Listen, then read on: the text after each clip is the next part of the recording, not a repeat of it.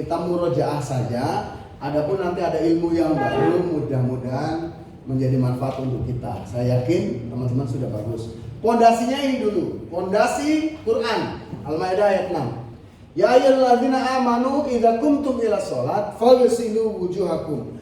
Hai orang-orang beriman, ketika kamu berdiri mau melakukan sholat, faghsilu, basuhlah wajahmu. Wa aydiyakum ilal marafiq, dan kedua tanganmu sampai kedua siku. Wamsahu bi ru'usikum, usaplah kepalamu. Wa arjulakum ilal ka'bain, dan kedua kakimu sampai mata kaki. Saya ingin jelaskan ini dulu, baru nanti saya turunkan ke hadis. Nih. Suatu ketika Rasulullah pernah berwudu dengan airnya darurat. Bisa contohkan. Saya akan menjelaskan ini per kata. Airnya darurat dijelaskan dalam sebuah hadis 1 mud atau 500 mili. Air mineral dengan berapa mili? 600. 600, berarti kalau 500 kurang lebih berkurang segini ya. Nah, saat itu baginda berwudu dengan air segini. Nah, seandainya kita sama, ketemu hal yang sama, airnya darurat. Saya ingin contohkan, kalau saya membasuh wajahnya seperti ini, sangat. Airnya sedikit, saya irit-irit biar cukup, saya ratain di tangan, saya usapkan ke wajah. Dengan merata, kira-kira sangat. Ya, saya ulang lagi. Biar cukup, saya irit-irit ini, saya ratakan ke telapak tangan, saya usapkan ke wajah dengan merata. Sangat? Sah yang pertama. Saya akan praktekkan gerakan kedua. Nanti beda nggak? Airnya sedikit, tapi saya beginikan. Saya tuangkan ke wajah. Kemudian saya ratakan sampai merata. Dua gerakan ini beda nggak namanya? Beda. Yang pertama sama yang terakhir beda nggak? Apa namanya? Yang pertama apa namanya? Mengusap. Yang kedua?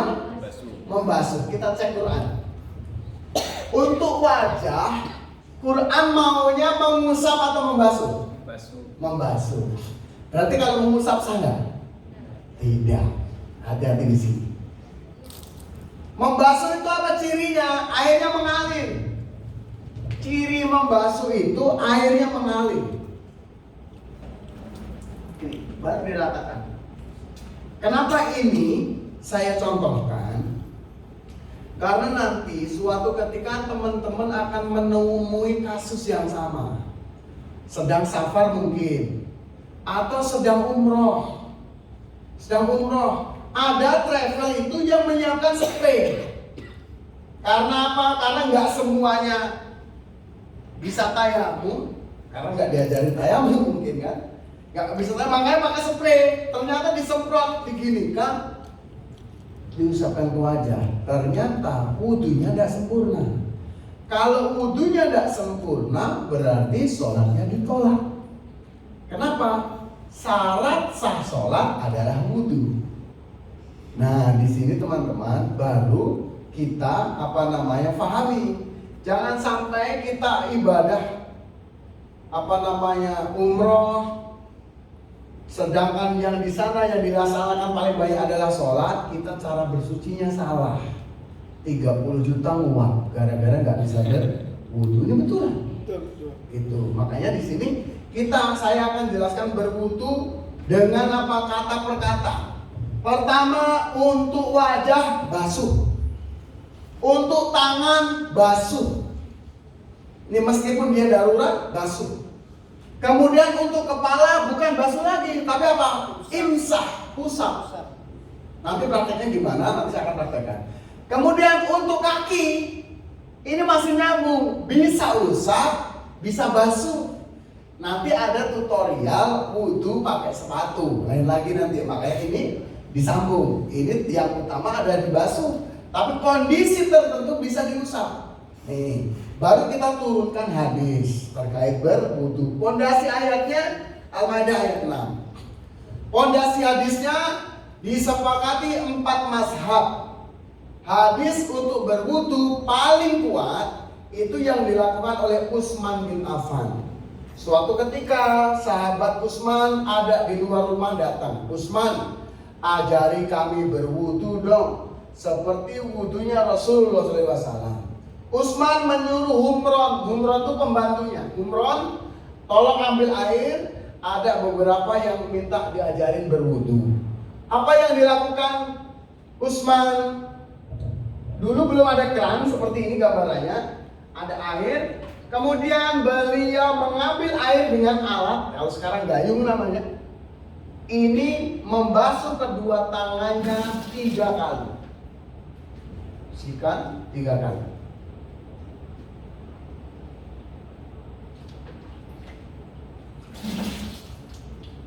Hitungan berwudu ini berbeda-beda. Ada 3 kali, ada 2 kali, ada sekali, nanti saya jelaskan di ujung. Kalau untuk membasuh kedua tangan, hampir semua hadis menyebutkan 3 kali. Kemudian dibersihkan. Setelah dibasuh bersih kan? Bersih. Kemudian Utsman faghasala, memasukkan kedua tangannya, kemudian tamat mado wastansaqo. Tamat mado, berkumur-kumur. Wastansaqo, istinsak, menghirup air di hidung. Wastansaro, istinsak, mengeluarkan air dari hidung. Nih. Tamat mado, wastansaqo, wastansaro. Saya ulang. Dalam satu gerakan. Nih.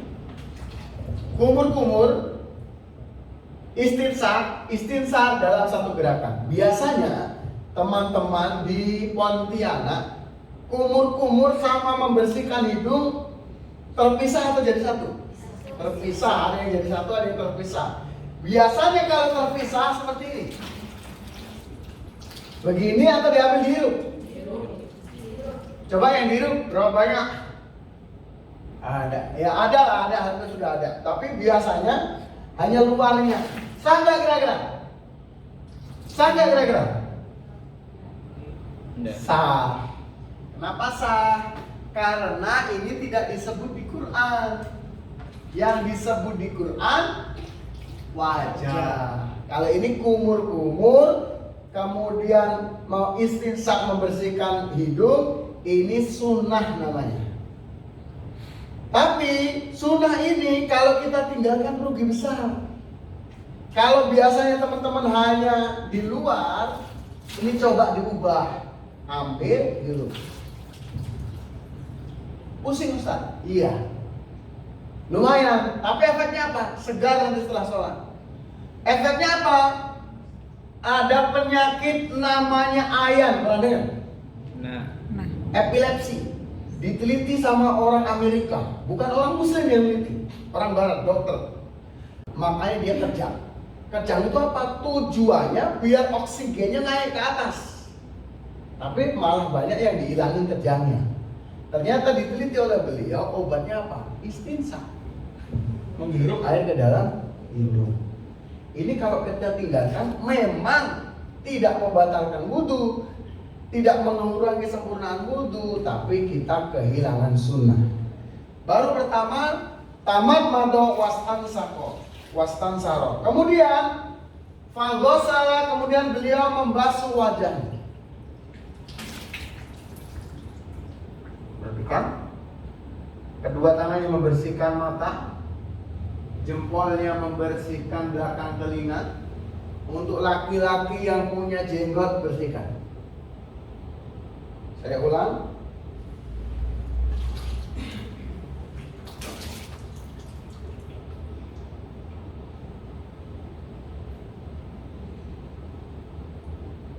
Sebanyak 3 kali untuk wajah. Kemudian wa aydiyakum ilal marafiq. Kemudian beliau mengambil air, karena dulu belum ada keran. Kemudian disiramkan ke tangannya sampai siku. Menurut Buya Yahya ini nggak boleh lepas. Kalau lepas dia menjadi mustakmal, sudah kepakai. Ketika membersihkan begini, ini jangan lepas, kecuali ngambil air baru.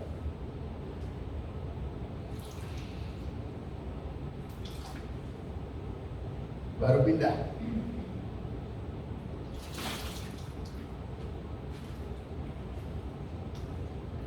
Dari tangan telapak sampai siku.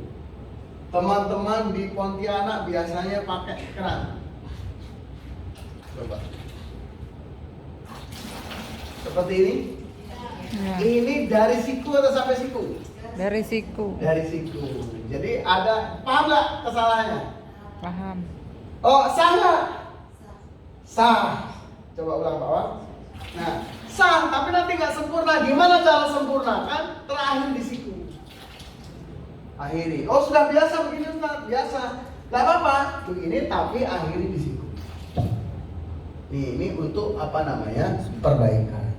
Kemudian wamsahu, usaplah kepalamu. Usman memasukkan tangannya ke air, kemudian dibuang. Baru diusapkan.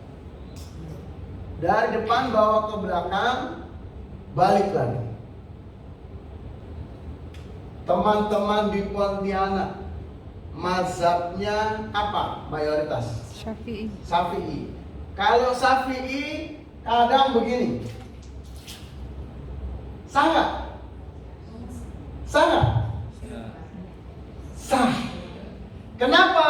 Kalau tadi digunakan mazhab Hambali, depan, bawa ke belakang, balik lagi, hampir sama. Hanafi, Maliki hampir sama. Kalau Maliki dari depan nyambung ke telinga. Nih, kenapa kok beda Hambali, Hanafi, Maliki, Syafi'i?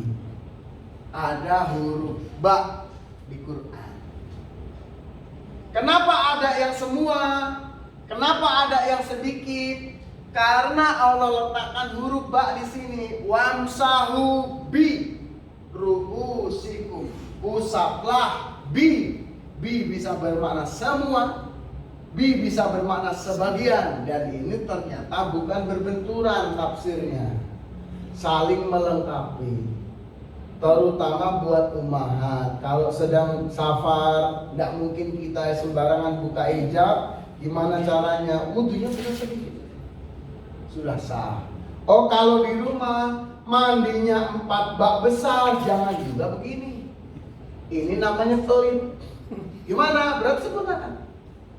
Sempurnakan. Ini tidak saling berbenturan, tapi saling melengkapi. Ketika bisa buka aurat, dengan sempurna wudunya, basahi semuanya. Tapi kalau nggak bisa, sedikit cukup. Bahkan Rasulullah pernah berwudu mengusap kepalanya hanya di luar sorban. Imam Hambali bahkan kalau di luar sedang safar, bisa hanya di atas kerudung wanita. Tapi ditolak oleh mazhab yang lain, harus kena rambut meskipun 3 helai. Sedikit baru sangat pas. Nih.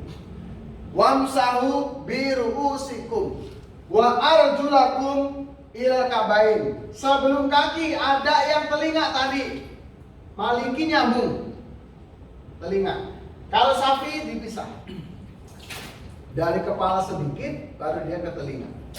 Mana yang sempurna? Yang paling bersih. Karena ini tidak disebutkan di Quran. Ini bagian dari sunnah, keutamaan dari Rasulullah. Baru masuk yang Quran, wa arjulakum ilal ka'bain, dan kedua kakimu sampai mata kaki.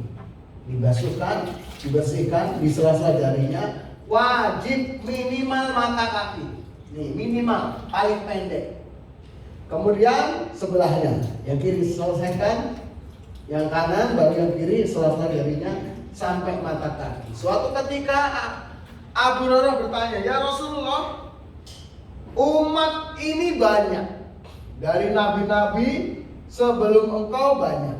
Bagaimana engkau membedakan ini umatmu, yang ini bukan? Apa kata Rasulullah?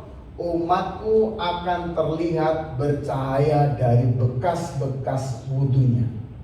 Saya maunya asal-asalan. Saya mau bantu, dia nggak mau. karena belum kenal waktu itu. Nih makanya di sini kita tetap belajar tayamum. Saya jelaskan dulu sebelum masuk ke prakteknya. Tayamum. Syaratnya apa? Sudah masuk waktu sholat. Ingat di sini. Jadi kalau belum adzan jangan tayamum dulu. Kenapa? Kalau sebab tayamumnya karena nggak ada air, adzan berkumandang hujan, tayamumnya batal. Nggak boleh. Nih harus dipahami. Kalau tayamum aksesorisnya lepas dulu. Ada yang suka pakai cincin besar, lepas dulu. Karena nanti nggak sah tayamumnya. Karena tayamum bukan air, tayamum ini debu. Harus di sini. Teman-teman, ummahat yang pakai mazhab Syafi'i, kalau tayamum tangannya dibuka, bukan di luar baju. Ini penjelasannya dulu, karena ini banyak yang nggak paham di sini. Gimana caranya? Niat. Bismillahirrahmanirrahim. Nawaitu tayammuma listibati sholati fardholillahi ta'ala. Kemudian ambil. Kemudian tepukkan. Kemudian tiup. Usapkan ke wajah. Kemudian ambil lagi. Kemudian tepukkan. Kemudian tiup. Ujung jari sampai sini bawah. Yang kanan dulu. Nih, sampai siku. Telapaknya belum kena sampingnya. Jempol sama jempol. Ujung jari sini sampai sini bawah. Usap ke bawah sampai siku. Telapaknya sampingnya, jempol sama jempol. Selesai, mudah. Tidak ada kumur-kumur. Ada kumur-kumur kan? Tidak ada. Mudah. Mudah, yuk letakkan dulu alat tulisnya. HP-nya letakkan dulu. Kita praktekkan. Jangan sampai nanti pulang nggak bisa. Allah kasih rezeki umroh, tayamumnya bingung, ya. Yuk, letakkan dulu. Kita baca niat sama-sama. Bismillahirrahmanirrahim. Bismillahirrahmanirrahim. Nawaitu tayammuma. Nawaitu tayammuma. Li istibahati sholat. Li istibahati sholat. Fardholillahi ta'ala. Fardholillahi ta'ala. Yuk, ambil. Tepukkan. Tiup. Usapkan. Ambil lagi. Tepukkan. Tiup. Ujungnya bawah sini sampai ke siku. Telapaknya sampingnya, jempol sama jempol. Bawahnya sini, sampingnya, jempol sama jempol. Doanya sama dengan doa setelah berwudu. Maskernya nanti dibuka. Kalau pas praktek asli, ya masker, kemudian baju ini buka. Karena dia harus kena. Ustadz, saya paham, hanya tahu satu hadis, rukun sholat pertama adalah takbir. Tapi kenapa para imam mazhab ini berpendapat dia niat? Karena ada hadis yang lain yang menyatakan setiap perkara tergantung niatnya. Makanya niat ini diletakkan pertama oleh para ulama mazhab. Niat ini pun masih ada diperdebatkan. Saya ingin sholat di Masjid Raya Pontianak. Ada Masjid Raya di sini? Ada. Ada. Jarak dari hotel ada berapa menit? Gambarannya? 30 menit ada? Ya. 10 menit. 10 menit. Saya berwudu di hotel. Ingin sholat maghrib di sana. Sampai di sana 10 menit saya bawa motor. Kemudian saya langsung Allahu Akbar. Nggak niat lagi. Saya niatnya dari hotel. Sah nggak kira-kira? Sah nggak kira-kira? Nah, di sini banyak yang belum paham. Menurut Imam Hanafi, Imam Maliki, Imam Hambali, niat itu beberapa saat, beberapa detik sebelum takbir. Berarti apa? Masuk masjid, diam dulu sebentar. Niat ada rukunnya. Apa rukun niat? Sebutkan nama sholat. Saya niat sholat apa? Sholat maghrib. Berapa rakaat? 3 rakaat. Sendiri atau makmum? Imam atau makmum? Makmum. Sekarang apa ganti? Ganti kodok, adaan apa kodokan? Ganti. Oh sekarang 4 rukun niat. Minimal harus ada di hati. Saya niat sholat maghrib 3 rakaat jadi makmum sekarang.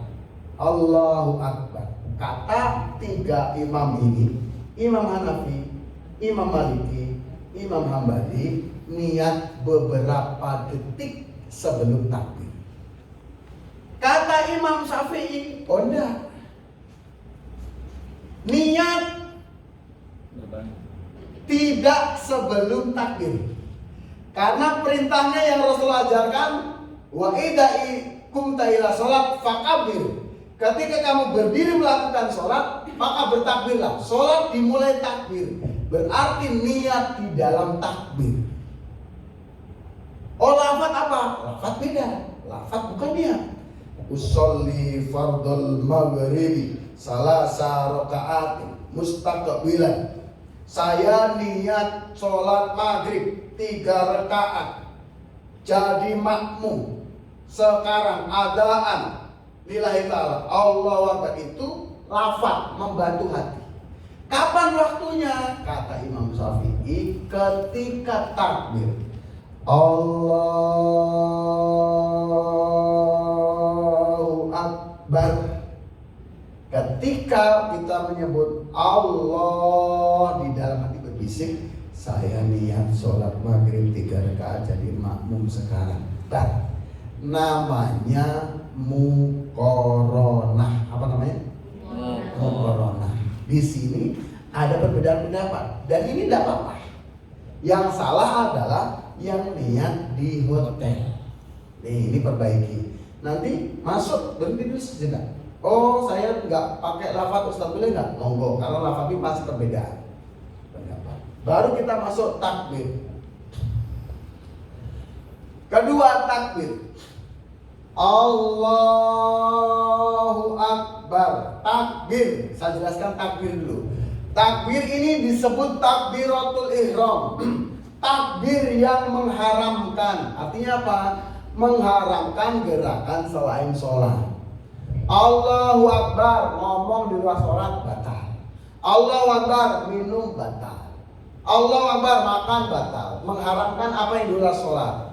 Jadi ini hukumnya wajib. Jadi makmum, jadi imam, sholat sendiri, takbir harus terucap.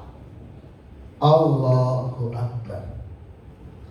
Jangan sampai dititipkan ke imam, karena ini banyak yang salah paham. Imamnya takbir, Allahu Akbar, dia di belakang. Ini nggak sah. Hati-hati di sini. Harus diucap bibir. Allahu Akbar. Nih, penting nih takbiratul ihram. Baru mengangkat tangannya seperti apa? Yang pertama, sejajar daun telinga. Nih, sejajar daun telinga. Yang kedua, Allahu Akbar, sejajar bahu. Disepakati 4 mazhab. Boleh dipraktekkan. Laki-laki dan perempuan beda nggak? Beda nggak? Laki dan perempuan jenis kelaminnya beda nggak? Beda. Laki-laki sholat di masjid boleh? Boleh, harus. Perempuan boleh nggak? Boleh, berjamaah di masjid. Perempuan jamaah sholat di rumah boleh? Boleh. Pahalanya lebih banyak di masjid atau di rumah untuk perempuan? Di rumah. Di ruang tamu boleh? Kalau bersih? Boleh. Di kamar pribadi boleh? Pahalanya banyak mana?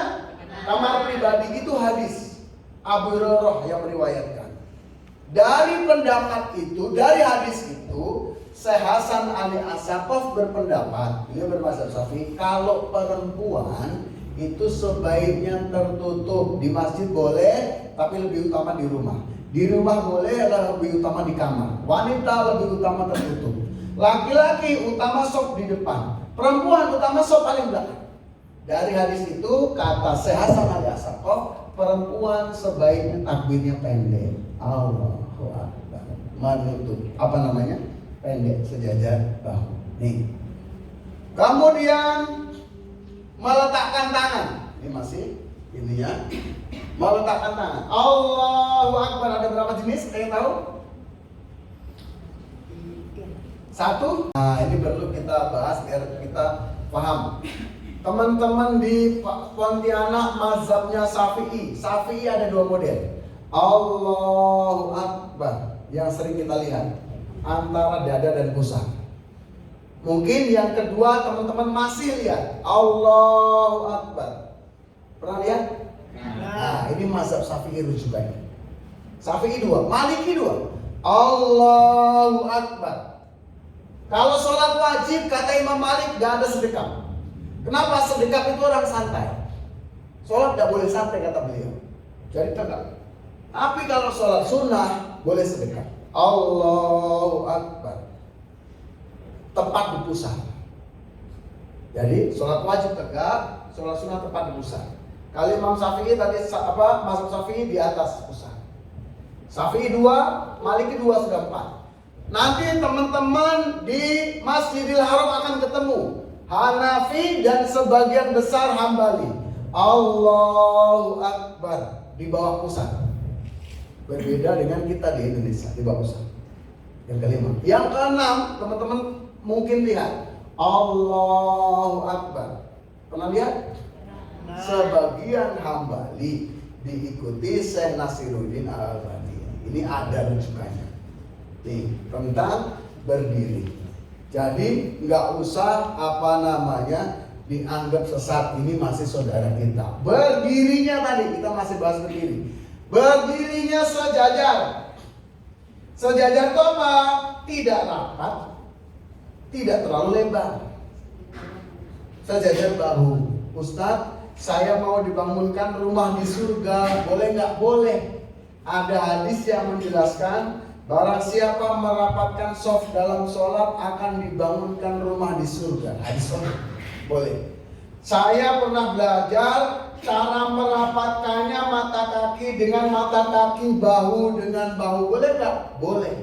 Kalau temennya mau. Kalau temennya nggak mau jangan dikejar. Kenapa? Karena hadis ini belum selesai. Wa kana ahaduna, salah satu kami, karena Abdullah bin Mas'ud, cara merapatkannya mata kaki dengan mata kaki, bahu dengan bahu, salah satu. Berarti kalau jamaahnya 10, yang 9 nggak begitu, yang 9 berjalan. Nah, terbukti apa? COVID-19 Jumatan begini. Tidak ada yang berani bilang tidak sah. Benar? Artinya apa? Bab shaf dalam sholat ini memang ada yang rapat, memang ada yang berjarak begini. Kalau ada yang nyaman rapat. Kalau nggak nyaman sudah, jangan dikejar. Nanti apa diinjak. Nah, jadi sholat sama-sama nih. Kemudian apa? Berdirinya lihat tempat sujud. Lihat tempat sujud. Kemudian takbir. Allahu Akbar. Baru kita masuk berdiri. Kenapa di urutan ketiga? Karena kalau kita nggak sanggup berdiri, kita boleh duduk. Makanya dia diurutkan ketiga. Oh, nggak sanggup duduk, kita boleh berbaring. Agama kita terkait gerakan sholat ini fleksibel. Kemudian apa? Rukun berikutnya membaca Fatihah. Membaca apa? Fatihah. Tapi banyak orang mempermasalahkan baca Bismillah. Dia bukan syarat, bukan rukun. Teman-teman, ini perbedaan pendapat ulama.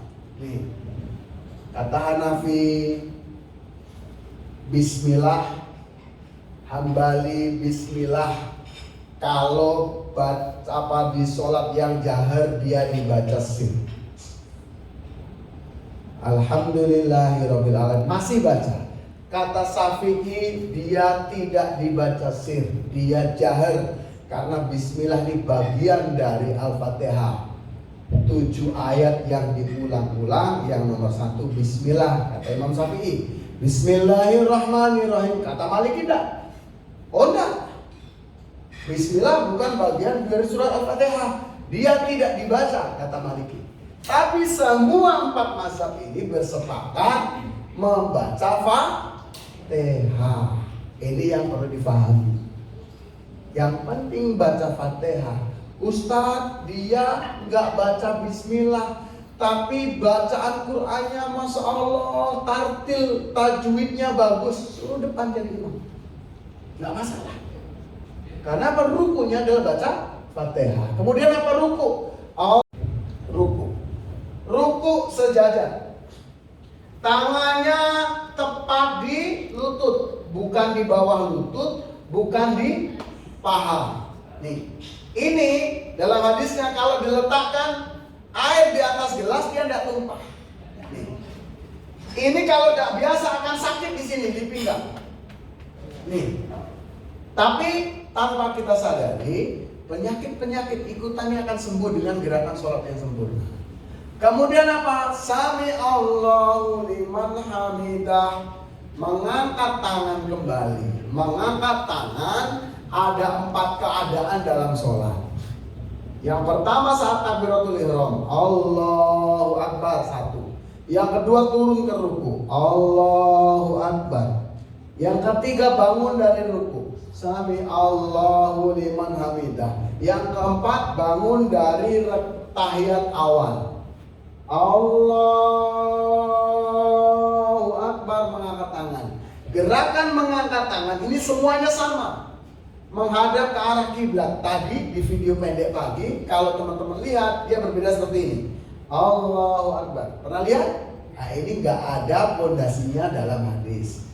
Jadi apa? Ikuti yang ada. Pertamanya sejajar bahu. Oh, bangun dari ruku sejajar bahu. Sami Allah. Oh, pertamanya sejajar dalam telinga. Bangun dari ruku sejajar dalam telinga. Ruku, itidal. Itidal tidak boleh, maksudnya masih melengkung langsung sujud. Allahu Akbar. Nah, seperti yang video tadi. Ini nggak boleh. Kata Rasulullah, itu adalah orang yang pencuri. Seburuk-buruk pencuri yang mencuri gerakan sholat. Rasulullah ini, jadi gimana? Sami Allah tegak dulu. Sami Allahu liman hamidah. Maksimalkan baca doanya, baru sujud. Allahu Akbar. Nih, sujud. Sebelum ke bentuknya sujud, ini banyak lagi yang mempermasalahkan. Lutut, apa? Menurut ulama gimana? Menurut Hanafi, Maliki, Syafi'i, sebagian besar Hambali, Ibnu Qayyim Al-Jauzi, Syekh Hasan Ali As-Saqaf, kalau sujud lutut dulu.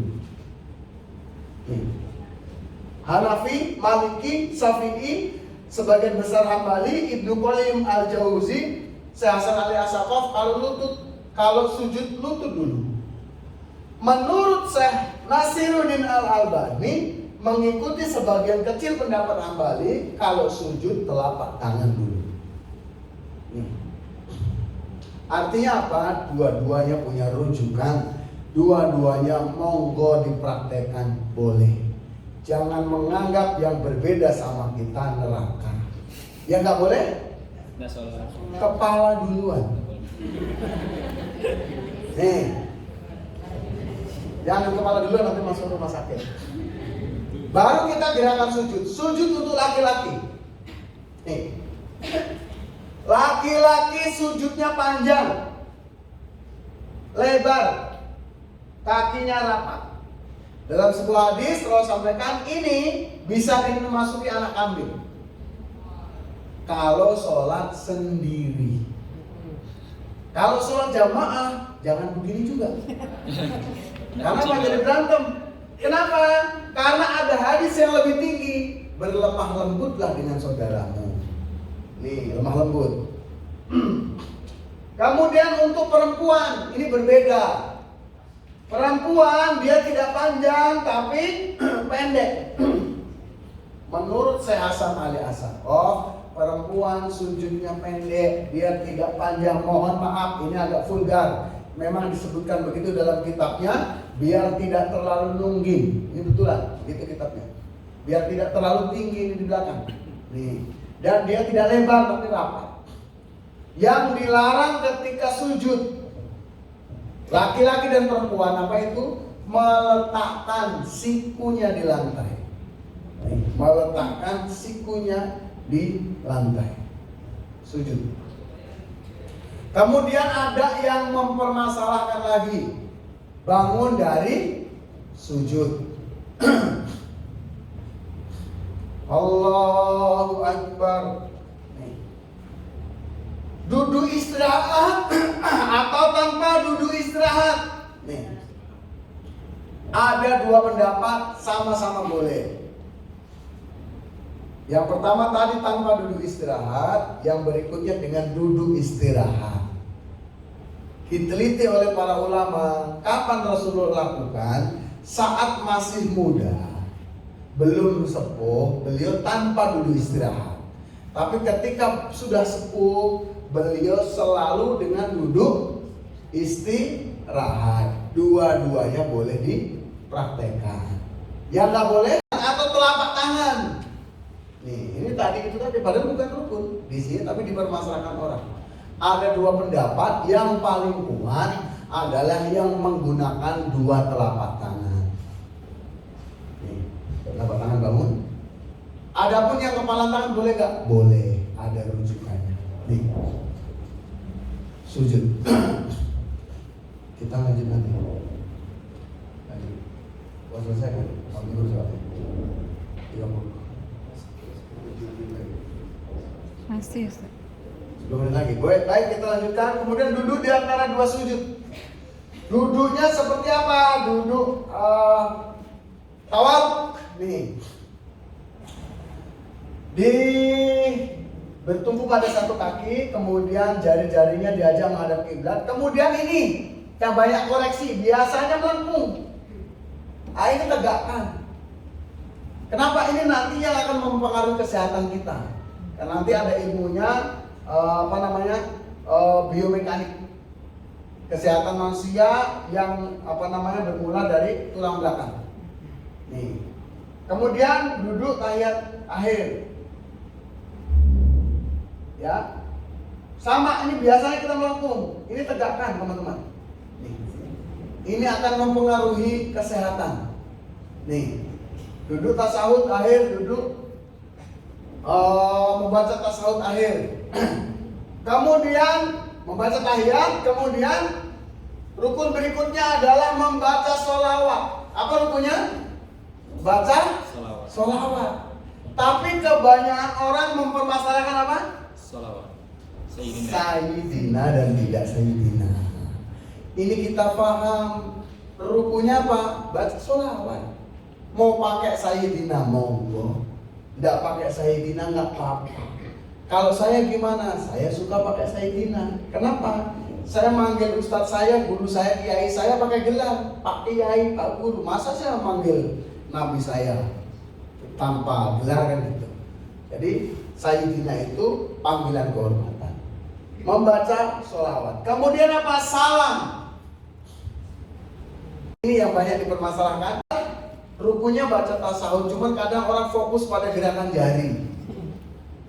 Di sini di Pontianak bermadzhab Syafi'i kapan diangkat? Asyhadu alla ilaha illallah. Sampai seterusnya, sampai ganti gerakan, sampai salam. Bagaimana mazhab yang lain? Ternyata ada berbeda-beda. Mazhab Maliki kapan diangkat? Dari awal.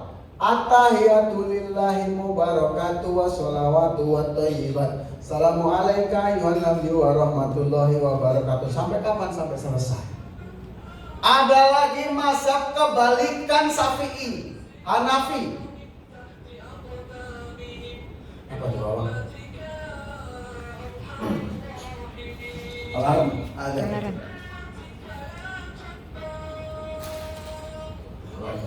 Kadang ada yang nggak mengangkat tangan. Nih. Kemudian mazhab Hambali ini agak susah kalau saya praktek. Dia bergerak setiap lafaz Allah. Orang yang nggak paham ini main-main. At-tahiyatu lillahi mubarakatuh wa sholawatu wa thayyibat. Assalamu alayka ayuhan nabiyyu wa rahmatullahi wa barakatuh. Assalamu alayna wa ala ibadillahi sholihin. Seterusnya begini. Nih, teman-teman. Nah, ketika berdiri, sunahnya lihat tempat sujud. Ruku, lihat tempat sujud. Duduk, lihat tempat sujud. Berbeda ketika kita baca tahiyat. berpindah ke ujung jari. Jari siapa? Jari kita. Jari kita. Cuman kebanyakan orang lihat jari temennya. Asyhadu alla.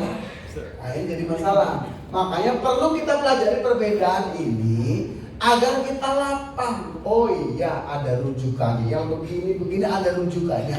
Yang bergerak langsung hilang ada rujukannya. Monggo. Ini saudara kita. Kalau saya pakai jari tengah boleh nggak? Boleh nggak? Tanya dulu, jangan dibilang aliran sesat. Ustadz, telunjuknya kenapa? Habis operasi, boleh nggak? Boleh. Jadi fikih ini luas, teman-teman. Jadi fikih ini luas, harus ada alasan. Artinya apa? Jangan kita fokus jari. Bagaimana kita menghukumi orang sholat sah tidak sah hanya gara-gara jari? Gimana ya mereka nggak punya jari? Ya nggak punya tangan, ada nggak saudara kita? Ada. Nih, artinya apa? Yuk kita ikuti ulama, rukunnya apa? Nih. Kemudian salam. Assalamualaikum warahmatullahi. Assalamualaikum warahmatullahi. Dijelaskan dalam sebuah hadis, Rasulullah kalau salam itu terlihat mulus putih pipi baginda. Rasulullah ganteng nggak? Ganteng. Terlihat putih pipinya, berarti apa? Salamnya sungguh-sungguh. Bukan matanya aja. Assalamualaikum warahmatullahi. Assalamualaikum. Enggak. Tapi sungguh-sungguh. Nih. Salam sungguh-sungguh. Ini pun masih ada yang mempermasalahkan. Ustadz, salamnya panjang atau pendek? Panjang boleh, pendek boleh. Nggak usah diperluin. Assalamualaikum warahmatullahi, boleh nggak? Boleh. Assalamualaikum warahmatullahi wabarakatuh, boleh nggak? Boleh.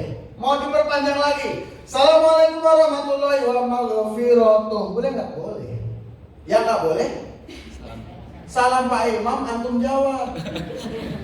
Assalamualaikum warahmatullahi wabarakatuh. Waalaikumsalam Pak Imam. Nah, ini nggak boleh, karena ada salam yang harus dijawab, ada salam yang nggak boleh dijawab. Tertib tumakninah berurutan. Salam yang dilarang, mohon maaf ketinggalan. Telapak tangan ketika salam. Assalamualaikum warahmatullahi. Assalamualaikum warahmatullahi. Rasulullah apa melarang jangan gerakkan tanganmu seperti buntut onta ketika salam. Nih, shollu kama ra'aitumuni usolli. Assalamualaikum warahmatullahi wabarakatuh. Waalaikumsalam warahmatullahi wabarakatuh. Alhamdulillah. Allahumma shalli ala sayyidina Muhammad wa ala ali sayyidina Muhammad. Alhamdulillah, agenda hari ini yang luar biasa, yaitu training sholat khusyuk dan terapi Al-Quran. Ini luar biasa. Awal-awal mungkin kita merasa biasa dengan sholat, tapi ketika kita sudah mulai merasakan awal masuk, suasana sudah mulai beda. Ternyata selama ini kita sholat hanya biasa-biasa aja sholat. Sholat kita hanya sekedar melepaskan kewajiban. Kebanyakan dari kita seperti itu. Tapi ternyata sholat ini mempunyai solusi yang ditawarkan oleh Allah Subhanahu wa Ta'ala 5 kali dalam sehari. Itu minimal. Ternyata Allah tuh pengen kita bahagia terus tiap hari. Bukan tiap hari, bahkan tiap menit, tiap detik. Allah pengen kita bahagia. Ternyata antara contoh sederhana dari maghrib ke isya, itu Allah pengen kita bahagia. Ketika ada di antara maghrib dan isya kita punya persoalan, adu lagi, sampaikan lagi, cerita lagi, curhat lagi, ngobrol lagi, maka kebahagiaan akan timbul selanjutnya. Dari isya sampai ke subuh, Allah tidak pengen kita tidur dalam keadaan susah payah, mungkin masih mikirkan hutang, persoalan hidup, bahkan masalah keluarga, masalah anak. Tapi dengan ada sholat, ketika kita mau tidur, kondisi kita udah bahagia, selesai udah masalah. Ketika tidur, bangun tengah malam, kita selesaikan lagi dengan sholat. Kebahagiaan lagi yang kita dapatkan. Sampai ke subuh belum punya persoalan, Allah hadirkan lagi kebahagiaan yang luar biasa. Sampai ke zuhur, asar, terus setiap hari Allah pengen kita bahagia. Kalau saya rasakan ketika ikut training ini, yang ditawarkan tidak lain tidak bukan, Allah tuh pengen kita bahagia dalam hidupnya. Allah tidak pengen kita susah. Allah tuh pengen kita bahagia dan menikmati bahwa hidup ini indah. Dan indah, kita akan merasakan surga sebelum surga sebenarnya. Ketika saya awal mulai sholat zuhur tadi Ustaz, alhamdulillah, ketika sholat zuhur saya merasakan ada sesuatu yang beda. Memang sebelumnya saya udah belajar sholat, cuma yang lebih luar biasa lagi, udah dapat ilmu yang luar biasa dari Ustaz. Makin mantap Ustaz, makin semangat Ustaz. Dan harapan dari saya nanti insya Allah saya bisa berbagi juga dengan Amin. anak-anak sekolah, boleh Ustaz ya? Anak SD nanti sering-sering juga sama Ustaz. Tapi Quran yang terakhir yang saya rasakan luar biasa.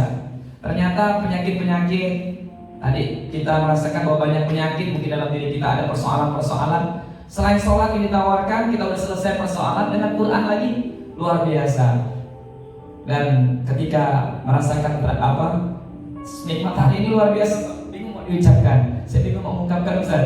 Jadi kebahagiaan ini luar biasa. Pengen ngajak yang lain juga semuanya, tolong ya kita sama-sama merasakan kebahagiaan apa yang kami juga rasakan di sini. Mungkin itu Ustaz bisa saya sampaikan. Semoga bermanfaat. Harapan kami semua bisa merasakan. Mungkin kata-kata payah mau dirangkai, tapi rasa, pengen tahu rasanya, hadir dan ikuti training ini. Insyaallah kawan-kawan yang di belakang pengen juga menikmati, mengajak orang-orang lain, bahkan keluarganya pengen merasakan nikmatnya training ini. Insyaallah sekian. Assalamualaikum warahmatullahi wabarakatuh. Dahsyat. Assalamualaikum warahmatullahi wabarakatuh. Tapi